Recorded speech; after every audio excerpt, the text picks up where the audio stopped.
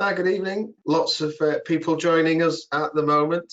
Thanks for coming on. We will give everybody a few minutes and then we should start pretty promptly at 7:30. Already got a really good number that obviously everybody's been waiting to come through. So we'll say just give it another minute or two and we will get moving.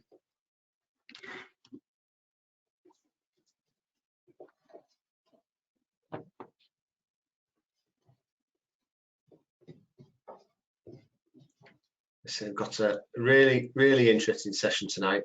Good bit of plenty of interaction.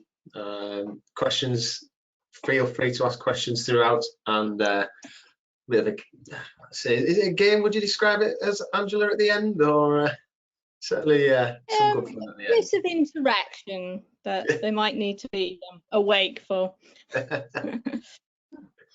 Be good. No, be good. But yeah, no, like we've got. So this is the next session in the coaching conference we've been running, and we have the next session is on Thursday, which is already full. I think we've got workshops which we're now taking names for the waiting list. So we will be in touch with those that have signed up for Thursday's session as well in due course. And then we have 2 sessions next week as well, and they will be really good. So we've got next Tuesday, we've got the coaching conference of using virtual platforms for coaching. So we've got some really good panelists that are coming on, and we'll be talking through how the various different platforms have been used within coaching. And then on Thursday, we have the Simulating Sweden as well. So again, another really good session which we're looking forward to.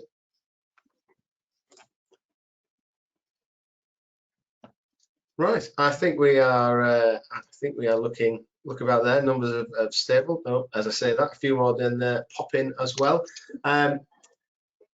So I will get cracking now. But thanks everyone for joining us tonight. I'm just going to quickly run through a couple of bits of the of how the system works and how you ask questions tonight. If you've not been with us before, there'll be a floating panel. Should be on your screen, generally on the right hand side. There's an orange box with a white arrow. If you click on that, it should open up. You should be able to ask questions through there. So if you use the question function, I'll be manning them, having a look through as we go. So yeah, do ask questions as you wish throughout, and then I will jump in as we can as a good time to speak. Other than that, I will pass over to Angela and Carol to take you through the session tonight. Angela, all yours. Okay, thank you.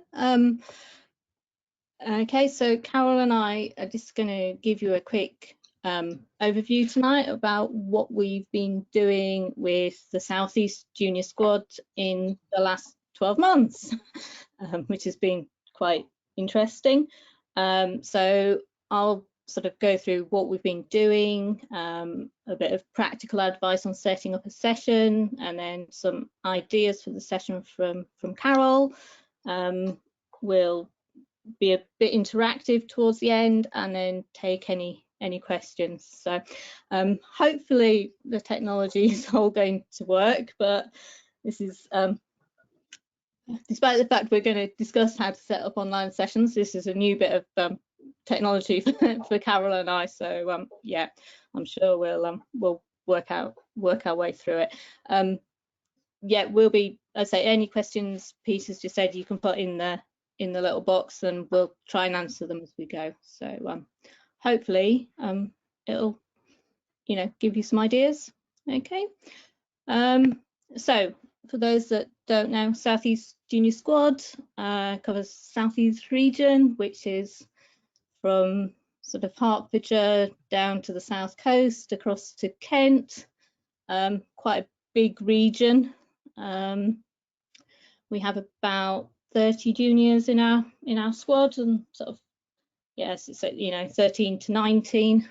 We have some who are still around, who've gone off to university but still able to sort of join in, etc.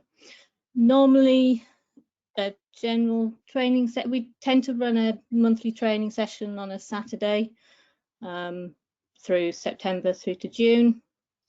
And we normally get 15 to 20 juniors turning up. If we hold it in the north of the region, those on the south coast may not come, and vice versa. So we never really get all the juniors. We do occasionally, but not very often. They vary in experience. So we've got some who are just sort of light green, right through to those who've recently joined Talent Squad. We've got some who are orienteering families, some where the juniors are really the only ones who orienteer. So, you know, quite a range of experience and quite a range of ages as well. So, yeah, we sort of have to have varied training, as it were. So, yeah, so 2020 we'd had training in, I think, January, February and March, and then yeah, COVID came along. Very much at the forefront was we wanted to keep juniors in the squad. We wanted to keep them thinking about orienteering. You know, it's quite obvious we weren't going to be back to training for quite a while. So we started online sessions. Looked back, the first one was on the 4th of April. We've learned an awful lot since then. But, you know, each session we try something different with the technology, try some new ideas, and learn from them all. So we ran sessions every 2 weeks, I think, through to about August. And then we've had sort of monthly sessions in the autumn, and then we've got our first session of 2021 next Saturday. We've generally run the sessions on a Saturday morning at the same sort of time that we'd have squad training. We varied it a little bit in the autumn, so that we maybe did some afternoon sessions so that people could go outside in the morning.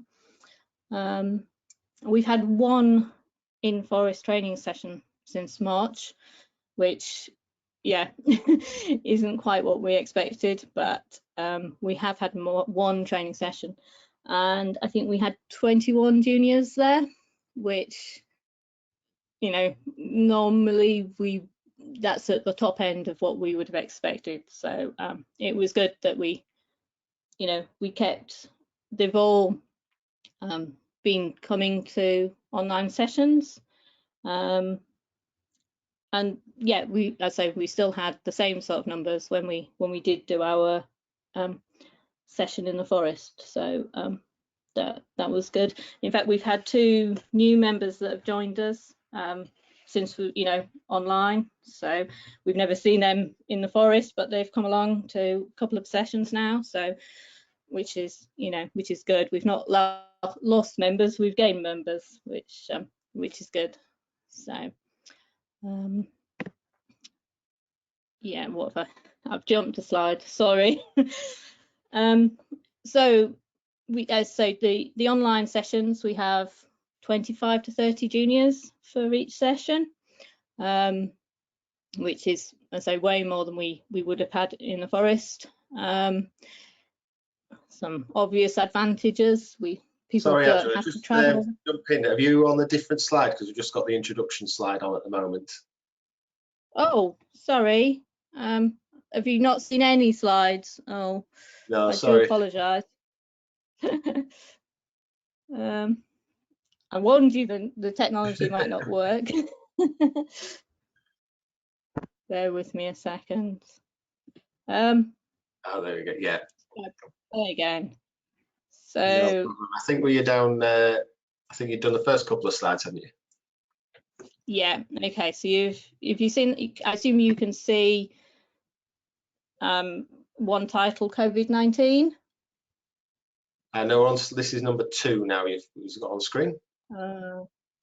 Okay, I do apologise. Presentations and doing things aren't necessarily something I do very often. I do apologise. So I can see slide number 5 on screen now. Okay, right, there we go. I do apologise. No problem. So online sessions, yeah, we've had 25 to 30 juniors turning up, which yeah, way more than we have in the forest generally. Some of the other things is we've had people joining us even when they're not actually in the region. So we've had some coaches out of the region, some juniors have been away but still joined us.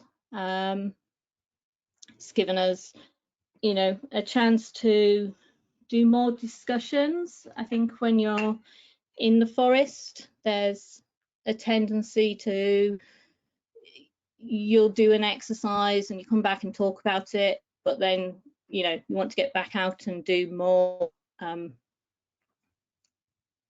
more orienteering, as it were. So you may not get the chance to have, you know, such long discussions about things. What else? I think one important thing we've learned from online sessions though is you need to be quite flexible. When somebody isn't there, or, you know, but there's varying things that, yeah, probably change a bit more rapidly than they do for sessions in the forest, but, you know, you just have to go with it, as it were. So yeah, so what did a typical session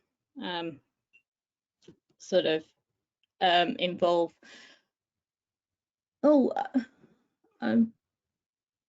Yeah, we would generally, as I say, have a session on a Saturday morning. So it would, you know, 5 minutes for everybody to come online. We'd introduce a session, then have generally an online quiz, a debrief on the quiz, some controversial questions or things that need a bit more explaining, etc. And then an introduction to second part of the session, and then generally we'd have a break.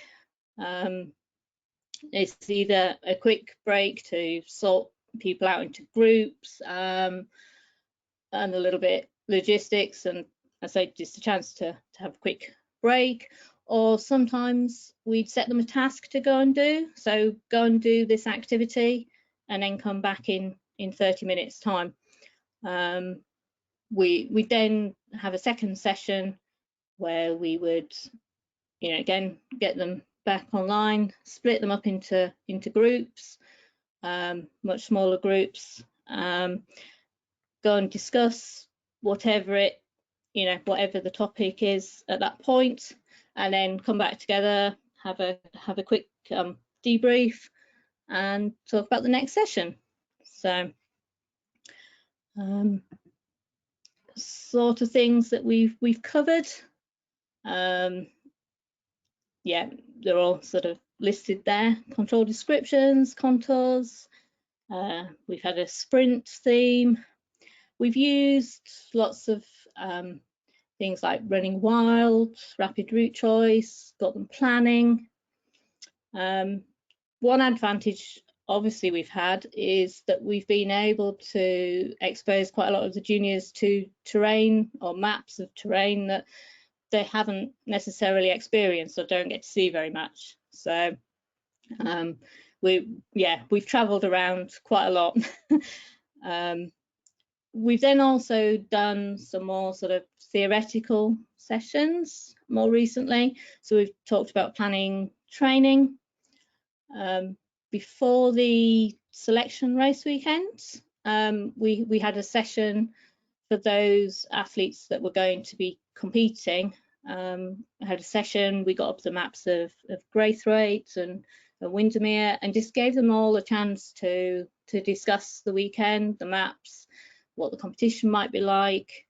And again, we had a, you know, we had some for whom this sort of weekend was the first time they'd ever ran in that competition, some who you know, had been to 3 or 4 talent selection races before. So it was really good that they could sit and have that discussion about it.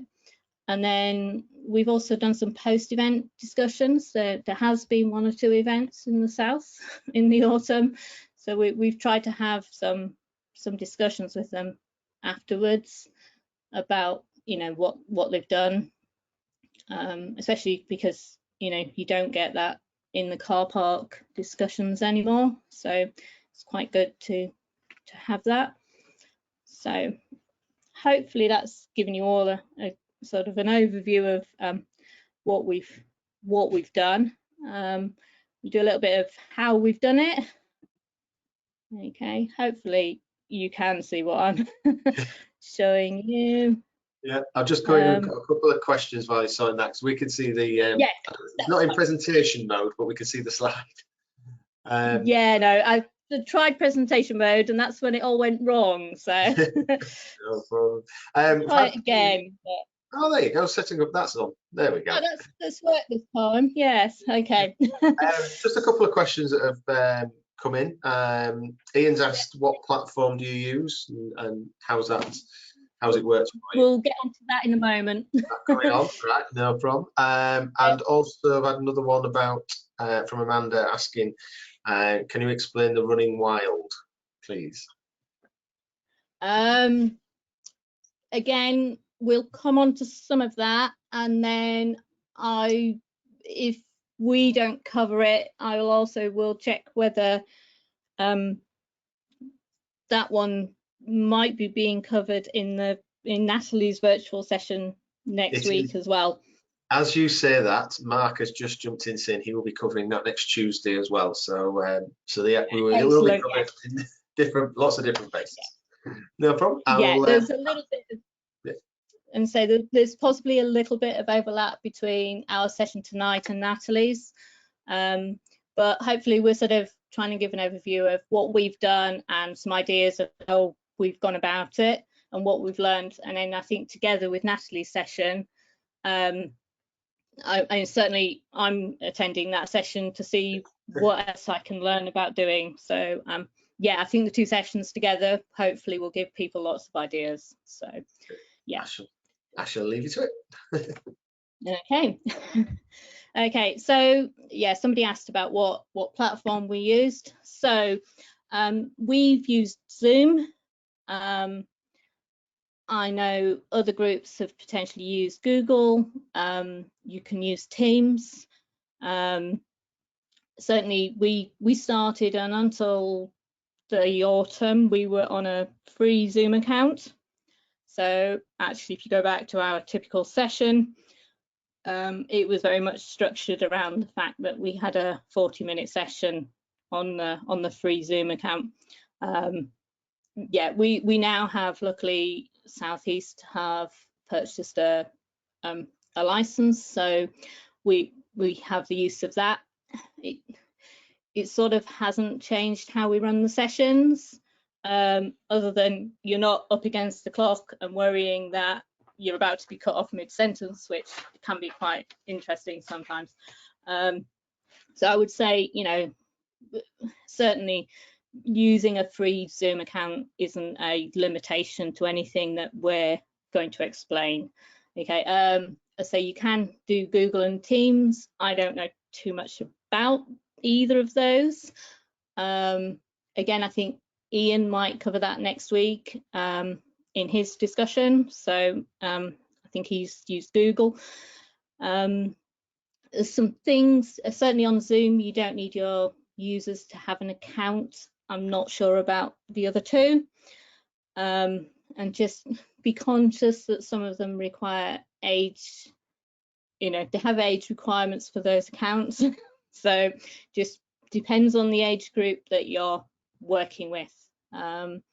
So very much we're talking about what we've done with our junior squad, but actually anything that, you know, we cover tonight is equally appropriate for club groups. So yeah, just, you know, be aware of your the age of your users. So one of the things we are sort of asked that under 14s have a parent available during the session. That then just covers any sort of, you know, that sort of side of things. We make use of breakout rooms, and I'll cover that a little bit in a minute. And I think, yeah, just be flexible. Technology doesn't always work, as I've just demonstrated, but juniors are quite forgiving and are quite knowledgeable. So yeah, it's fine.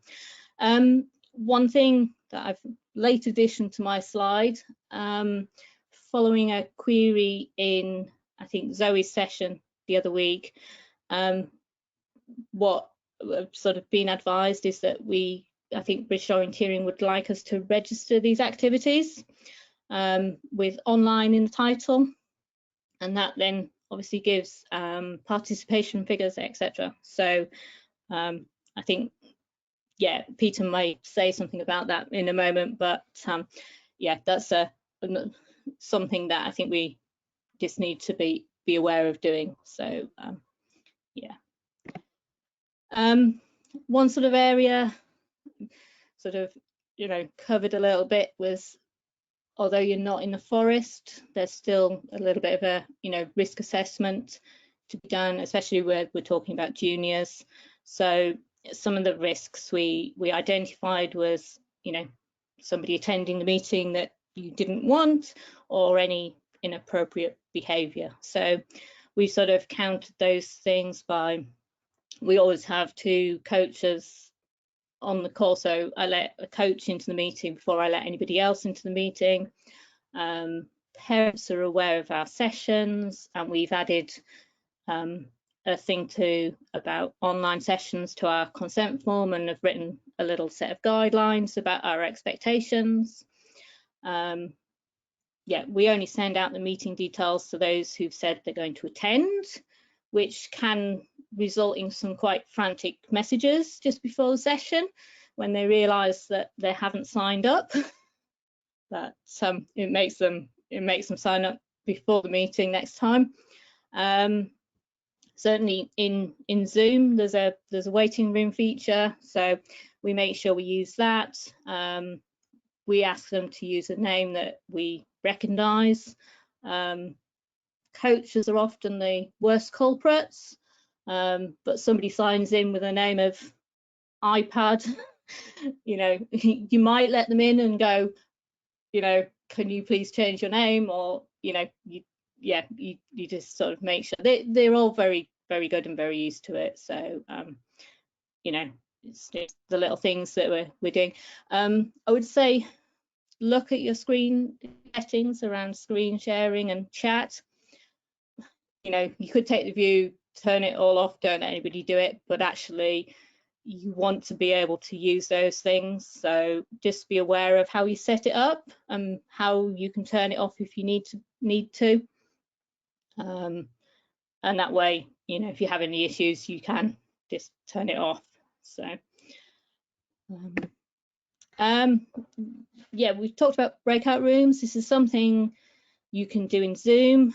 I'm told that Google Meet now allows you to do it as well, and my work machine told me the other day that Teams now allows you to do this. So, you know, that should be something on various platforms that you can do. Breakout rooms means you can split them up. When you've got 30 juniors plus coaches, far too many people to see on a screen, and quite difficult to have some discussions sometimes. So we tend to split them up into groups, limited by how many coaches we obviously have, but we have a core number of coaches who, you know, have joined our session, so we're generally able to get 4 or 5, say 5 to 6 juniors in each group. Depending on what we're doing, we mix them up by, we might put them into their sort of age ability groups. We might mix them up, and sometimes put some of the older juniors in with the much younger ones, because that then helps the older juniors to sort of develop by explaining why they do things, etc. So some of the issues that you get around that, you know, you're going to split them into groups by age, and you get 2 siblings on the same device. So one of them has to compromise. You need to make sure you've got enough coaches. And then sometimes you might have maybe your coach is a little bit reluctant to use the technology. They might not, you know, they're happy to sit there and discuss things, but maybe not happy about sharing the screen and stuff. We certainly found some of our older juniors are more than capable. So we, you know, we might use them. So you give them the file to share, and the coach leads the discussion. So, you know, it sort of, it works in that way. The downside is you need to have a means to quite often, quite quickly, sort of distribute your information and give your coaches, you know, all the information that they need to sort of run their session. We use a separate app, Spond, to do all our sort of communication, so it's very quick to, right, I've sorted out the groups, there you go, this is who you've got in your group. So certainly when you've got only, say, 6 of them in the group, you can go round the group and ask each one a question, encouraging them to speak. With, you know, all these things, you will get some who are quite vocal and quite happy to contribute, and some who need a little bit more encouragement. And it's not necessarily the same ones I think we found online. So you might get some that you know, be quite quiet in the forest, but actually they're quite happy to talk on a screen. So that, you know, is sort of another challenge. So I just thought that there are lots of features. I say we use Zoom, although we're on a GoToMeeting tonight, and I'm sure these sort of settings are available in the other apps. So you say you want to set up breakout rooms, you assign people to the room, and then one thing we do is we allow participants to return back to the main session, and as host I tend to keep my group in the main session. It means if anybody's got any issues, they come back to where you are and you can help deal with them.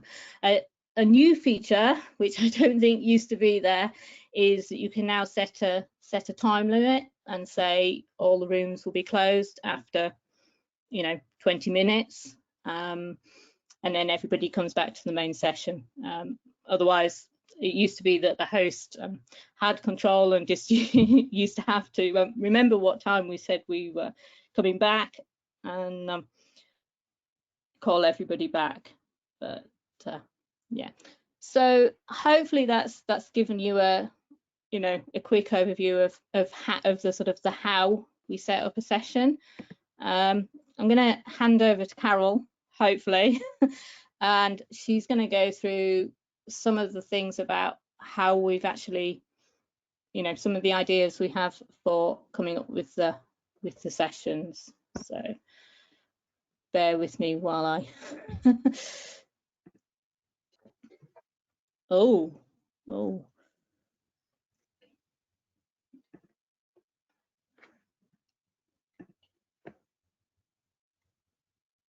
okay, right, any minute now this will leap into action.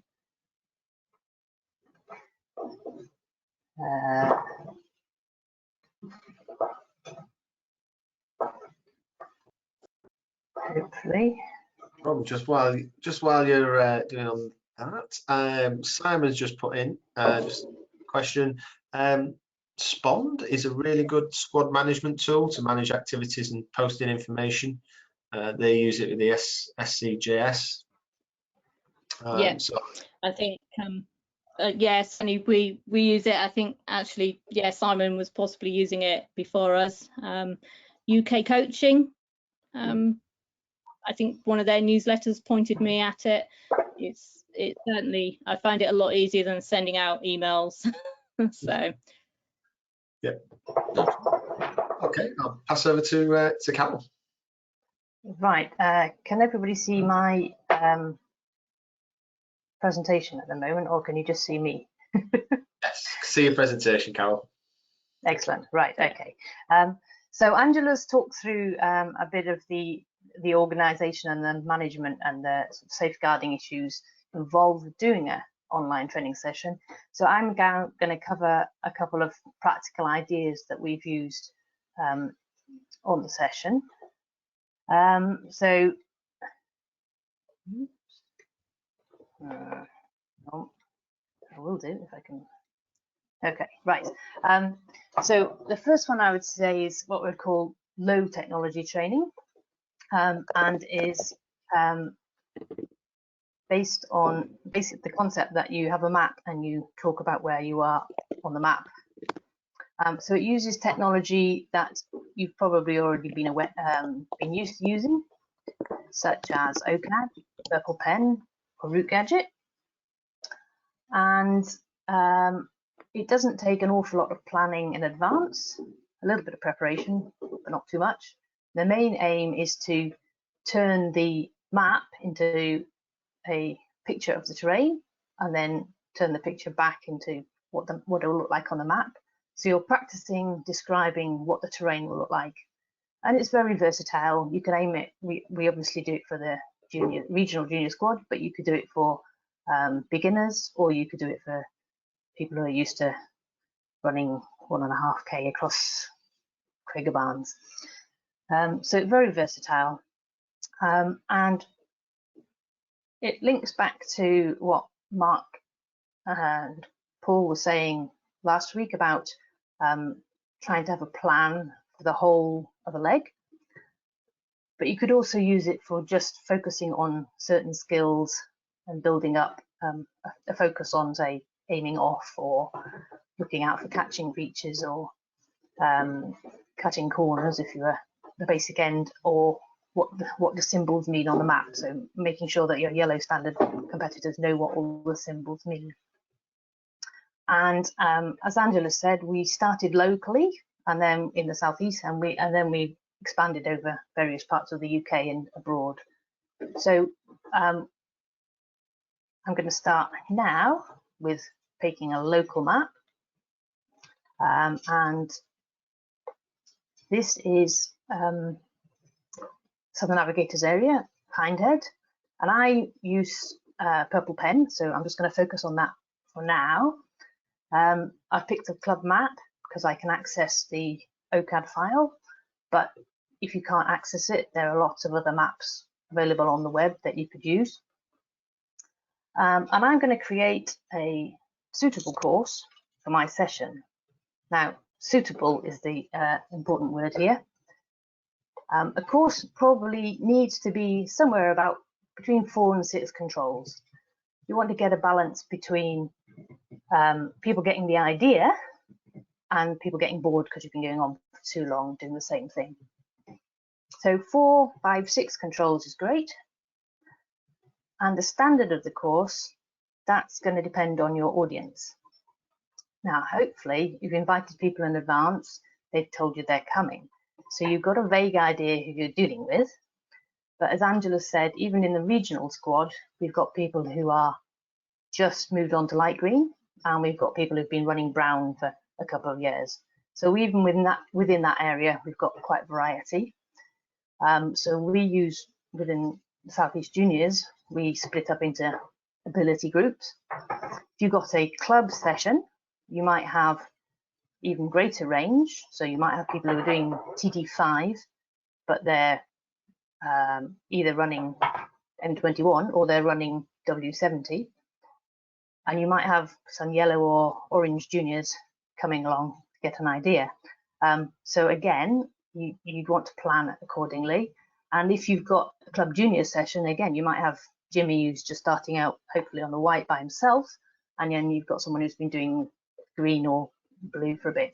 So use the more more experienced juniors to help you, because they will get something learning to describe to other people. They will begin to understand what it is they understand and what, oh, actually, I don't know why I do that. I've just done it for 3 years. Perhaps I can't explain to somebody else why I'm doing it. So it's good from their point of view to get experience. If you've got large number of people, you can split them into groups. If you've got a mixed ability small group, so perhaps a club junior session and you've only got 6 juniors, but you've got a white, 2 oranges and a brown, then you need to plan your exercise for mixed abilities. Now remember, you're not planning a course at an orienteering event where, for example, the orange course, you want to be TD3 all the way around.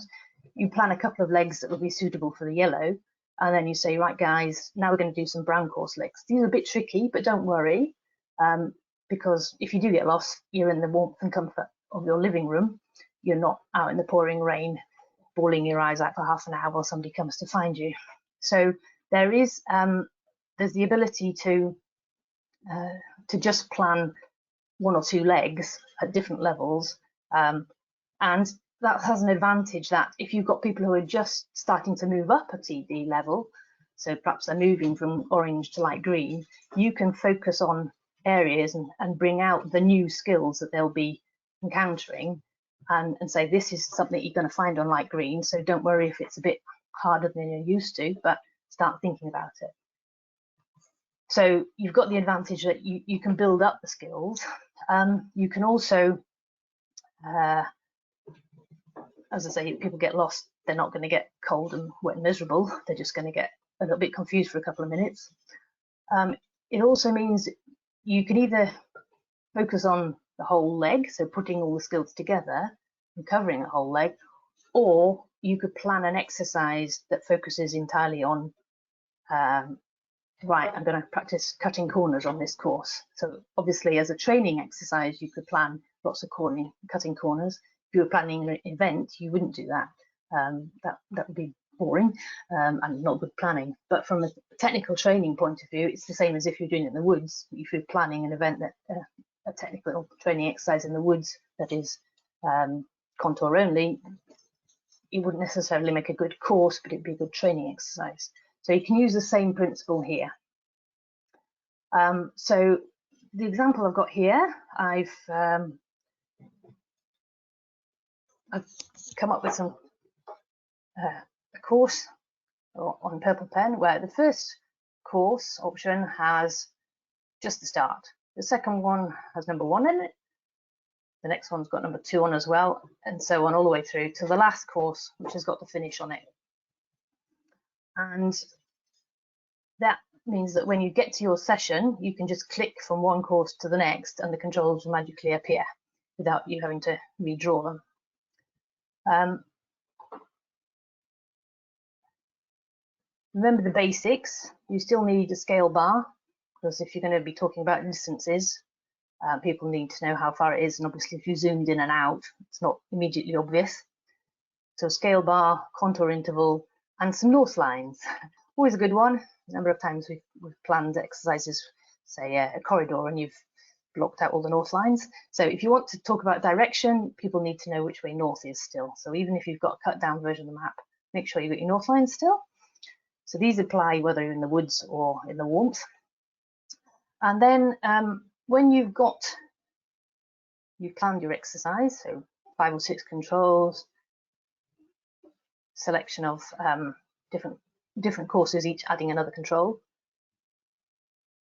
I suggest that you create some permanent record of it. This is particularly useful if you are living in a part of the country where the orienteering is very good, but the broadband is perhaps not so good.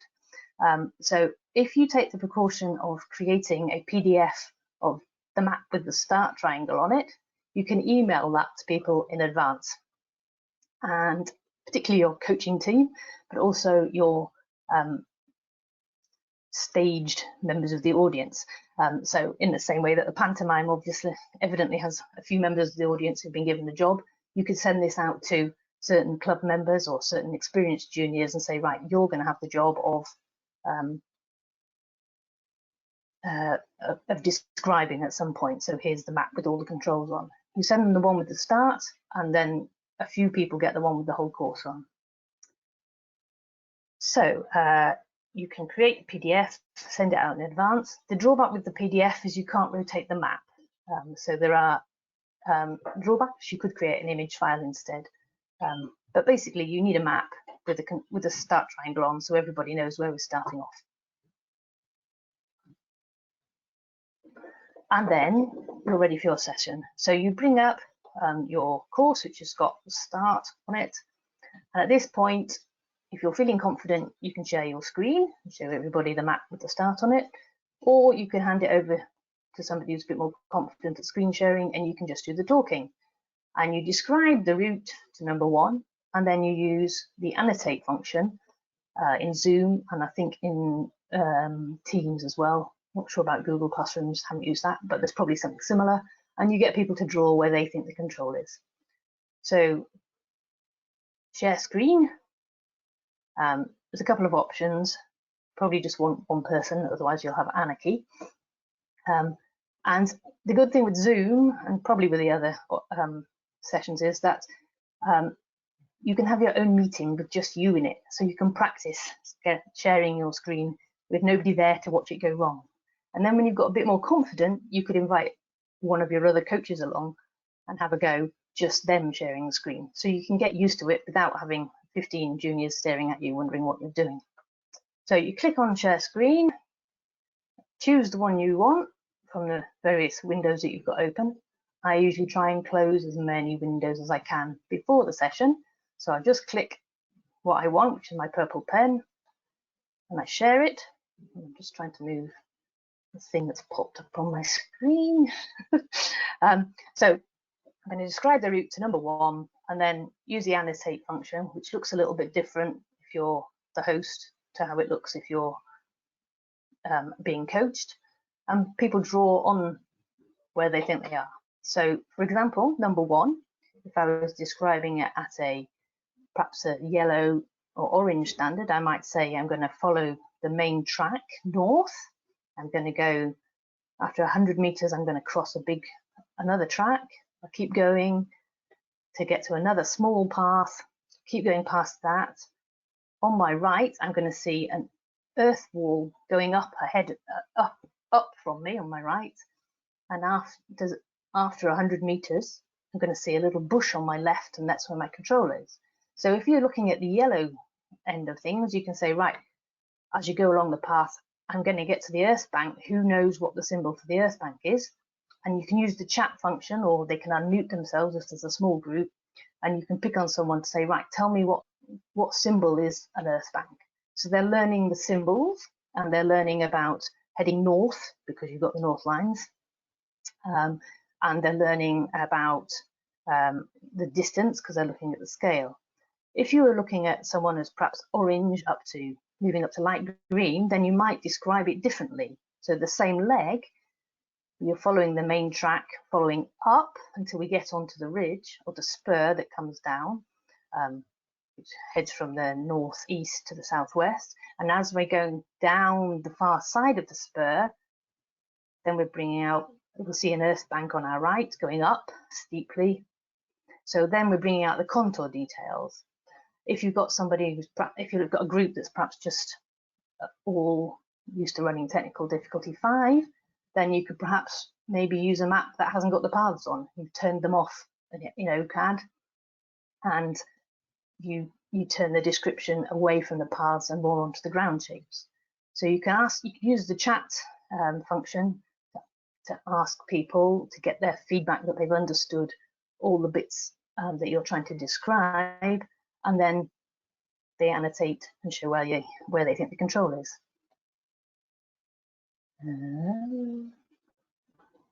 And then you can click to the next course that you've drawn on purple pen, and it shows that that's where the control was.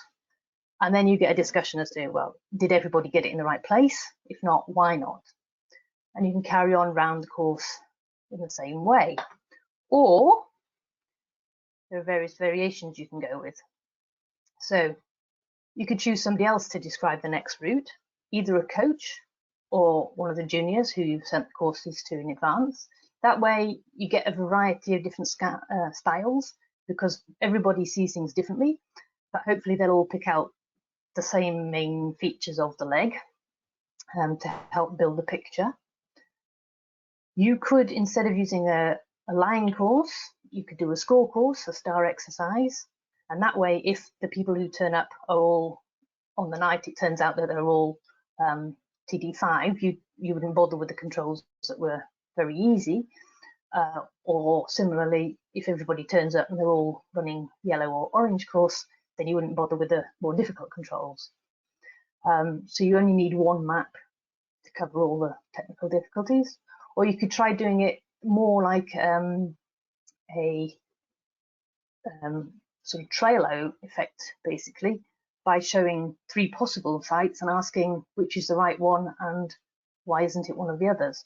So for example, here you've got the correct controls, number 1.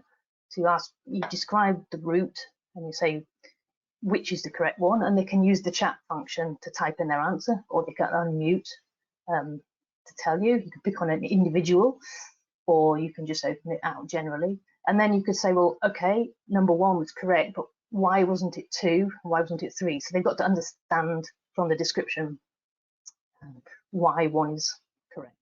So you've got the basis for the discussion at that point. Other possibilities, we said use a contour-only map, or just turn the paths off if you've got the OCAD file. So you're changing the focus from using paths to just using the shape of the ground. Or you could use the map from other parts of the world, either on Route Gadget or World of O.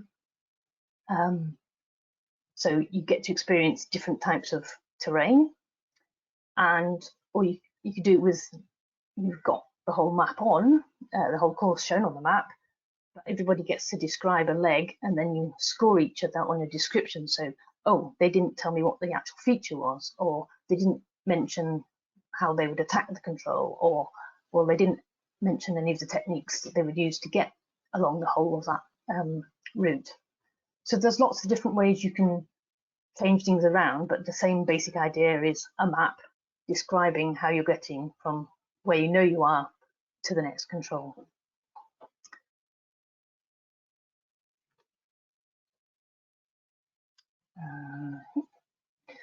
Right, so that was the low technology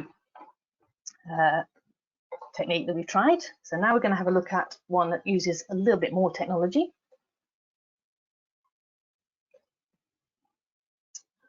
And this is the Kahoot app, which quite a few of you've probably come across already. And I think Lawrence Townley is going to cover it as well next week. So anything I've missed, clobber Lawrence next week. But it's designed for doing head-to-head quizzes, and it's a good way of getting you to test your own knowledge. It's online software. There are quite a few different options like this. There's Kahoot, there's Quizzes, which is a similar one, same idea, different company. Everybody plays at the same time, so you can have a head-to-head. It's got a timed element, so people have got to make decisions quickly. The teacher, the coach, needs to sign up for an account, which is free. You can pay for all singing, all dancing version, but we just use the free one, and that's worked fine. The students, the coachees, juniors, don't need an account, so they don't need to log into anything. It's only the coach that needs to. And basically 3 easy steps. You need to choose a theme, which might be map symbols, control descriptions, route choice, sprint choices. So you choose a theme, or you might decide you'll just go for a whole collection of different things to keep people on their toes. Then you create the questions, so the words obviously, but you might need pictures, so you might need some screenshots, some photos of control sites, or some images from maps, and you can You compile them all in one place. So you've got all your map extracts, for example, in one place, and then you compile them into a quiz. Now, I would say that it's easier to get all the map extracts done in one go and then compile them into a quiz. But top tip would be to do one to start with and check that it is actually visible and does come into Kahoot and works properly, and then do the other 29, not do 30 and then realize that you can't import them or that you can't read them when you have imported them. So do one, check them, and then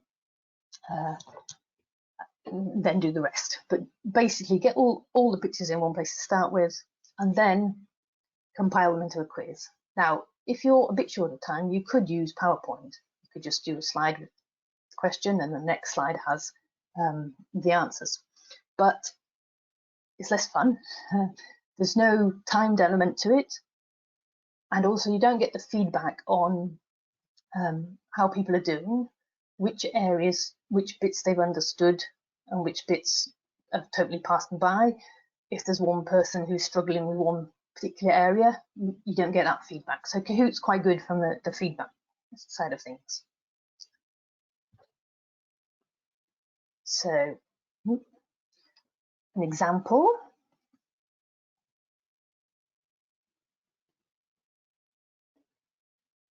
You might have a simple yes/no answer. Is it uphill to number 3? In order to do this, all you need is a little graphic or screenshot of a little bit of a map extract with some clues, like there's a crag, so that's downhill. So therefore, yes, it's uphill. So within Purple Pen, which I tend to use, you've got the option to set the print area to exactly the little bit you want. So it defaults to A4 or A5, A6, but if you just want a little bit of map that's 3 centimeters by 4 centimeters, you can have that.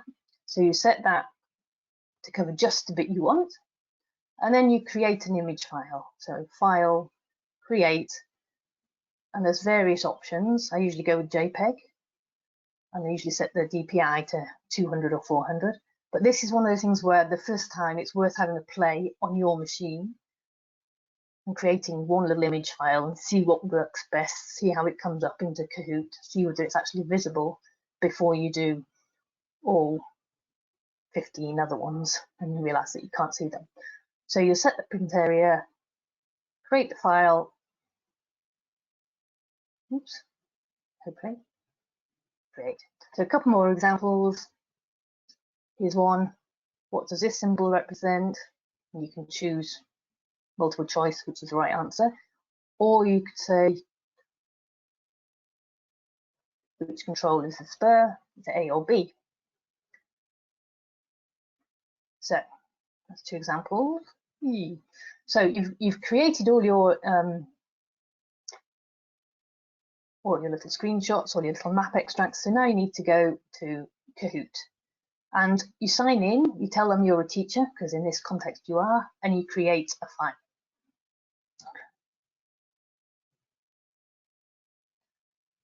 I'm just trying to work out how to hide this bit so I can see what I'm talking about. Okay, so you're creating a new Kahoot, you give it a title, it might be map symbols or something. You type in a question here, you can add pictures, graphics, map extracts, photographs, either in the question or in the answers. You can have them here and here and here. You have text for your answers. You have a minimum of 2, so you can have a true and false or A and B. You can have up to 4 answers. If you pay money and get the non-free version, I think there's different options in terms of you can have answer 2, select 2 from 3. But for the basic free version, you get to just you can either have 2 or 3 or 4 answers. You can change the time for each question. So you can start off with 30 seconds per question, and as you go through the quiz and people are getting the idea, you can cut the limit down to 20 seconds or 10. The fastest you can have is 5 seconds, but there's basically, that's too short. You can't read the question and answer it in 5 seconds. So you can play around with it. If you're doing sprint focus, perhaps you want people to make quick decisions, set the time limit a little bit slower, a bit lower. You could adjust how many points to get for correct answer. So as they go through, the longer they take to answer, the fewer points they get. But if you think it's a really tricky question, you can give them more points. You can create a bank of questions. So if you think you're going to use the questions again, it's worth saving them in the bank, and then you can just pull them into a new quiz without having to start from scratch. So you've got quite a lot of options in terms of how you set up the questions and how you change the timing. So when you're ready, move on. And you're ready to play the game. So you open your team meeting, the Zoom, everybody's there, ready to go. So you log into Kahoot, choose your right Kahoot, and it generates a PIN number. And your juniors, they go to kahoot.it. So this is slightly different, kahoot.it for playing the game, kahoot.com for running the game. They don't need a login, and they can use their phone or a new window. So the coach has this, kahoot.com, and they generate a PIN number. Meanwhile, and that takes a while, so don't panic, it takes about a few seconds, which feels like a long time when you're waiting. Generates a PIN number, and it says here, waiting for players. So meanwhile, your players are joining in, they get this number, they type it in, they add their nickname. Ideally, they will use the same nickname or same name every time, because that means you can monitor things over several weeks and see if the same person is struggling from week to week. Then you can focus on giving them a little bit of extra support. You check everyone's arrived, and then you start your screen share, or you get the person running the Kahoot to screen share, and you start. And the junior is using either their smartphone, which they all seem to have, or another window, and they answer on the phone, but they look at the question in Zoom. So they've got to be able to see the window. So the coach can see who's joined in, me on this occasion. When you're ready, you press start, and it comes up with the question. This shows that there's 26 seconds left on the clock, and that there are, so far nobody's answered. So you read the question, what does the symbol mean? Oh, and if you think it's the null, then you click on that one. So I click on that one, and it says, oh, it wasn't a null. And the junior, or the person doing the quiz, can tell that they've got it wrong, but nobody else can. The main screen, this is what the coach has got, shows that one person got this wrong answer, no people got the right answer, and no people got these wrong answers. And when you're ready, you can move on to the next one. So at the end, you get various reports.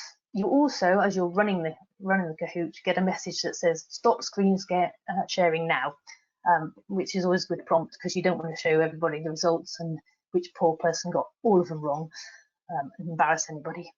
Down the bottom, you'll get difficult questions. So if there was one question that caused lots of people a problem, that'll get flagged up there. If you've got one person who's struggling with lots of wrong answers, it'll show there. And the other one is if people didn't finish specific questions. So either they were one person was taking too long, or the question was harder than you thought. So you get feedback in terms of which questions were problematic. And then you can go into the question and have a look at it again and have a discussion over it.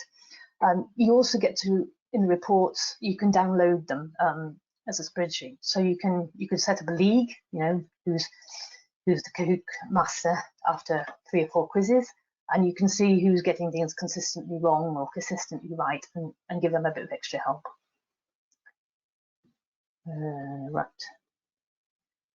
So that's selection of the different variations that you could use. Obviously, do map symbols. What does the symbol mean, or what is the symbol for a path? You could use, we've done IOF descriptions, or control descriptions. So here's the circle, what's happening in the circle. You've done contour interpretation. So is it up? Is it down? Is it up, down, up? Done sprinter route choice. So which route is shorter, or which one's barred, or which route is better, which has more decision points. or visualization. Here's a route, and then you go past a cliff on your left, or various other questions. So you can look at whole routes, or you can look at specific skills, perhaps distance judgment, getting people to look at a map and work out just very quickly, estimating how far things are. So there's lots of different variations that you can do based on one Kahoot platform. So Angela looked at safeguarding and setting up and managing a session, and then we looked at the sort of low technology talko, where you have a map and you describe what you're going to see on the way to a control. And then we've had a look at the high-tech, slightly more high-tech Kahoot. So we thought it'd be fun now to have a go at Kahoot. So if people want to watch, that's fine. We haven't tried with 70 people before, so we're not quite sure what's going to happen. So if you just want to watch, that's fine. You can just keep watching. If you'd like to take part, then you need to go to kahoot.it now and keep either on a new window on your computer or on your smartphone. And I'm going to hand back to Angela, who's got the task of running the Kahoot for us all. And then after that, we'll do some questions. So I'm just going to make Angela the presenter. Hello, Angela. Is that working? Right. Asking me far too many questions. I'm just trying to work out how to get rid of it. No problem. Just as you're getting set up, Angela, there's a couple, there we go, coming on. Just looking, so Morag says that they use Kahoot she uses Kahoot as a teacher in school, and usually find a Kahoot quiz that someone else has created using the discover option. But the question, another question here from saying, are there many public or Kahoot quizzes around? Have you been able to find any, or have you just all set up yourself your own, Carol? We have basically set up our own.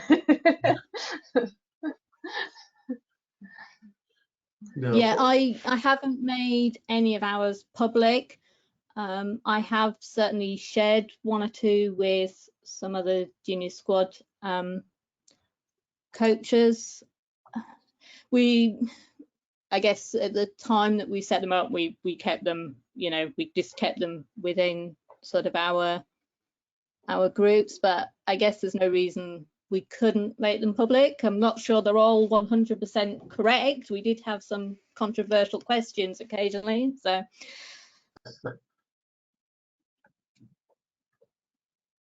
There's lots of people joining, so obviously I'm sharing the right things on my screen and stuff. There was another question. So I was just going to say, I switched your camera off earlier on, so you're not on screen at the moment. Yeah, that's fine. Yeah, that was one of the questions it asked me earlier. Yeah. Oh.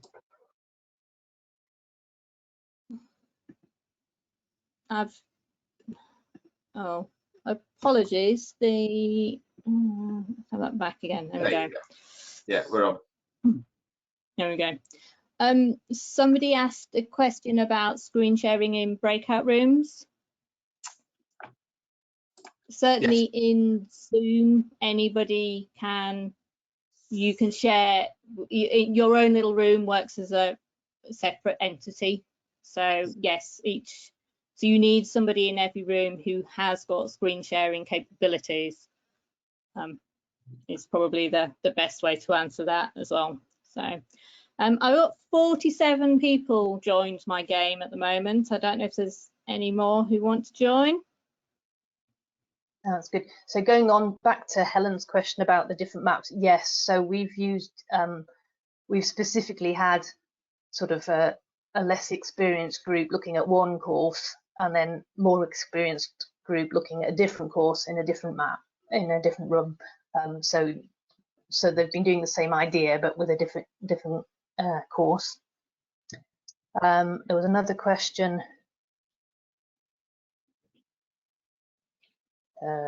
which I can't find now.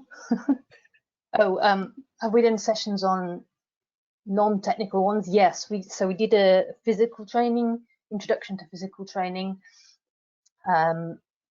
which was the first one really that wasn't technical. And again, that was broken up. We did some, I used a bit of software called Padlet, which is basically a notice board that you stick sticky labels on. So if, for those of us who are used to doing things standing in a room with real people, it's like a flip chart where you stick your sticky notes on it, and then you can move the sticky notes around. So we got them to come up with ideas for what was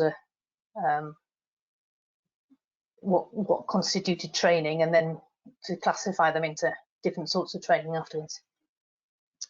So which tool was that again? Sorry, Carol. That's Padlet. And again, it's a thing where the coach needs an account, which again is free, if somewhat restricted, but the juniors don't need an account. So that's always an advantage. Yeah. Right, sorry, I'll stop interrupting and let Angela get on with the quiz.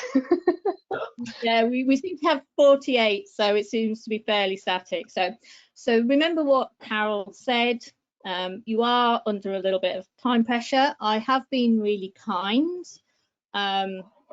much kinder than I am to the juniors. So you'll get shown a question, and then the screen you'll get told the question, and then the screen will change and it'll show you the question and the possible answers, and then on your other screen you need to answer. Okay, so, and I've turned off the annoying Kahoot music. So first question, control description for this control would most likely be a spur, a depression west part, depression east part, or a re-entrance. I've obviously got lots of people who've done Kahoots before, because you're getting lots of answers very quickly.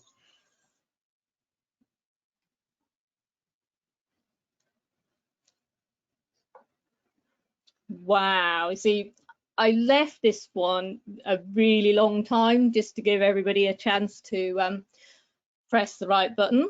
So I'm not as kind on the next question. But so 44 of you got the question right. So Kahoot scores by not only you getting the question right, but also how quickly you get the question. So next question, another control description question.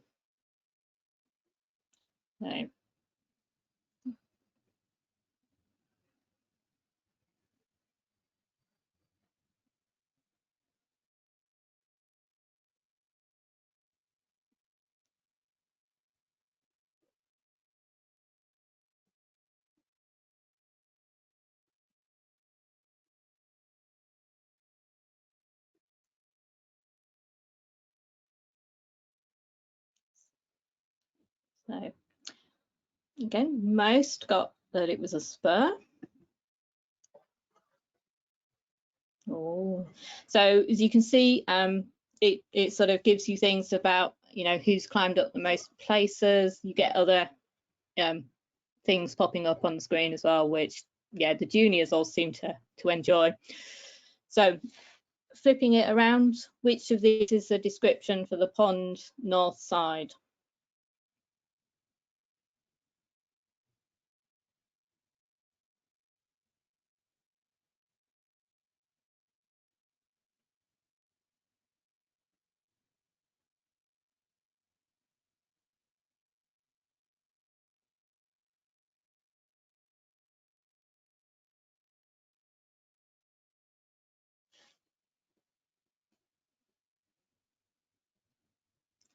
Okay, well, we're getting the majority are getting it right, which is good.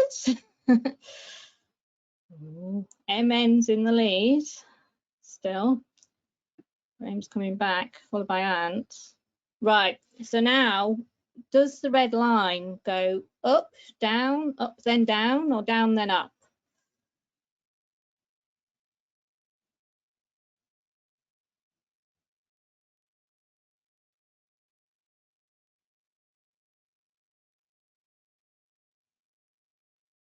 You're going from 1 to 2, by the way. I probably should have said that.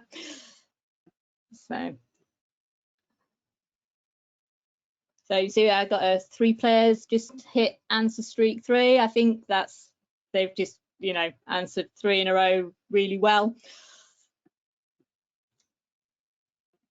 Right, number 9. So you've got 8 and 9 there. Is number 9 on a hill, in a re-entrant, higher up than number 8, or in a depression?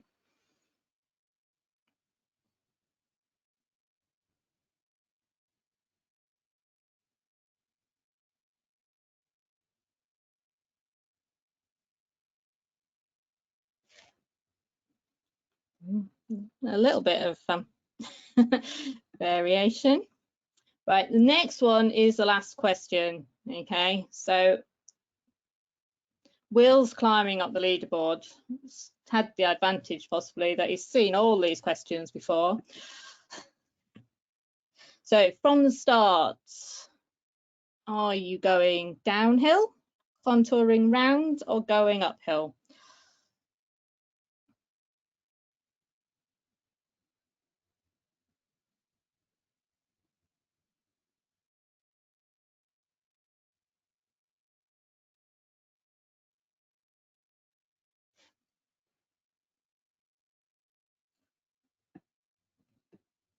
So this is the bit that the juniors like.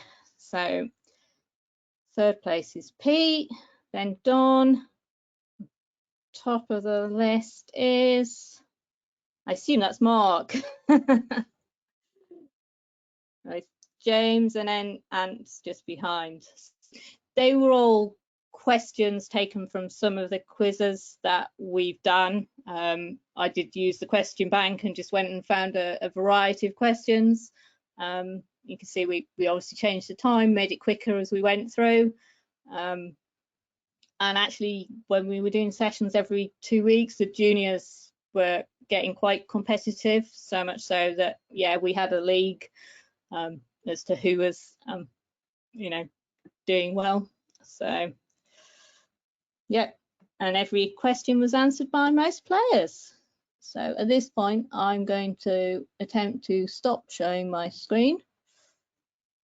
There we go. So no hopefully everybody enjoyed that.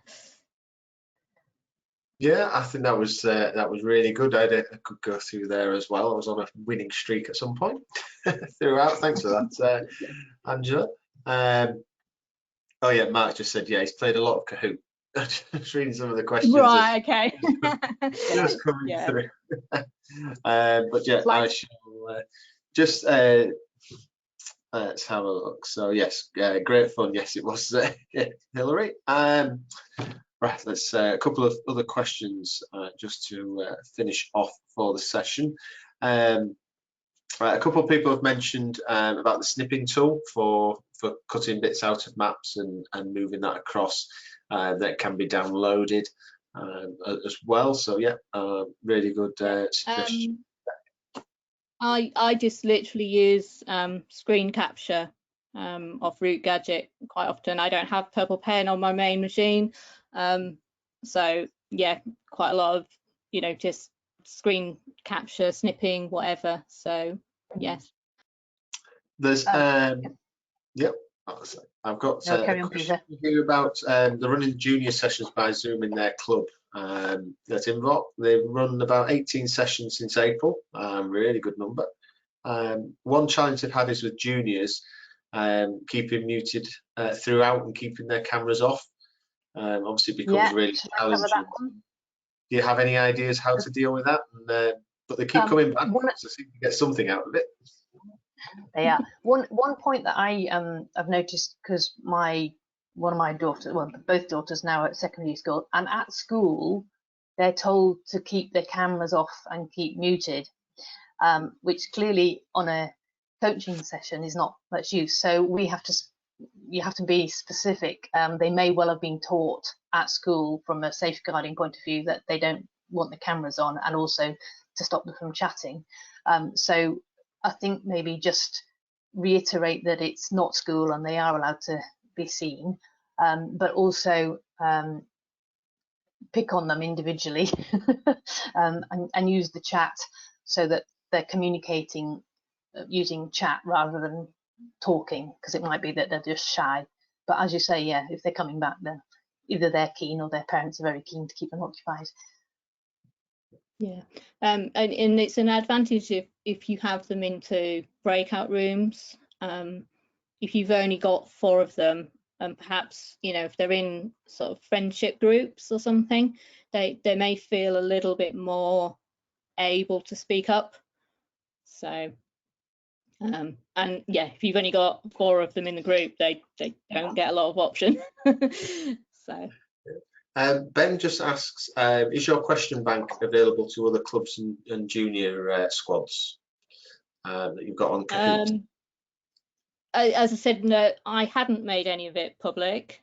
I have to think about whether whether to do that, or whether to maybe put something in there so that it can be found, but you know, you have to know what you're looking for or something. I don't know. I haven't really thought about it. I know there's lots of others doing Kahoots as well. So yeah, maybe we need to come up with a name to put in the title or something so that we can all find them. Because actually, if you search for orienteering Kahoots, you find all sorts of different things which possibly aren't really what we want. So Yeah. No, it's certainly been really good, and some really good comments coming through as well. Thanks to everybody. So I think if there's what's the last couple of minute warning, if there's any more questions out there that you want to get in before we wrap up, is there anything, Angela and Carol, that you wanted to add in or to wrap up?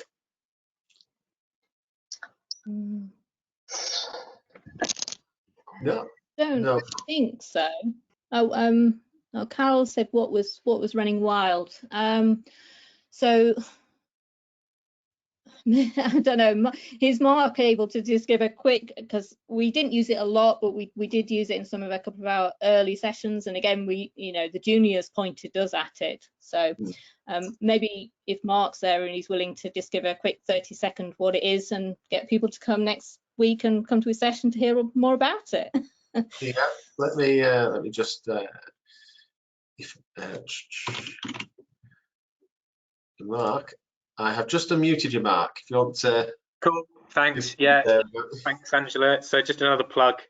Is it the Tuesday session next week, Peter? I think there's so many Yes. signed up. Yes. Yeah, next Tuesdays, and we go through various things. So Running Wild, it's software which is based off World of O's 2D and 3D rerun program, where essentially you can load a JPEG of a map onto the web browser. You can then draw a course around that just by clicking the next control, and then you can turn it into what's called a running wild. And what that is, it will show people one leg at a time, and against the clock they have to draw their route. So by clicking, it will just draw a straight line, much like if you're using a mapping tool like Google Earth or something.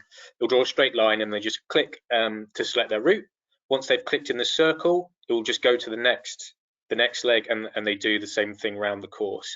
And then at the end, it will load the whole course up, and you can see everyone else's routes. It's especially good for urban or sprint orienteering because it actually measures the routes. When you've loaded it in, if you've got the scale correctly, it will be in meters. If you've got the scale incorrect, proportionally it will be correct, but the actual number might be an order of magnitude out, but you at least get the relative differences. And yeah, so it's good about getting people to look at route choices, especially useful for sprint. It also puts a bit of time pressure on, because when you start drawing your routes, it's almost like the line starts to fill in and it chases you round. And then if it catches up with you, it sort of flashes red, and you get penalty points for if the imaginary person running the course has caught up with your route or plan that you're making. So that can put a bit of time pressure on for people. And we generally use it actually more of a discussion for building the routes in themselves, but you can have it as just a game. But yeah, it's a good piece of software, and we'll go into a bit more detail of how we use it and create some discussion around that on Tuesday. Thank you. Brilliant. Thanks, Mark. Thanks for Mark. that. So, for instance, I was just going to say, piece. So when we used it, that would be something we talked to them about what the course was. Quite often what we found was we had to give them some idea of almost like a scenario. So saying that, you know, the marshes are going to be really wet, you wouldn't want to go through them. Yes, you can cross the walls, or no, you can't, because we found that was a little bit of a stumbling block for some of them if they didn't know at all what it was like.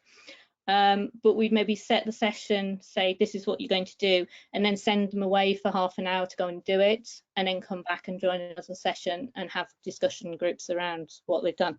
So yeah. Okay.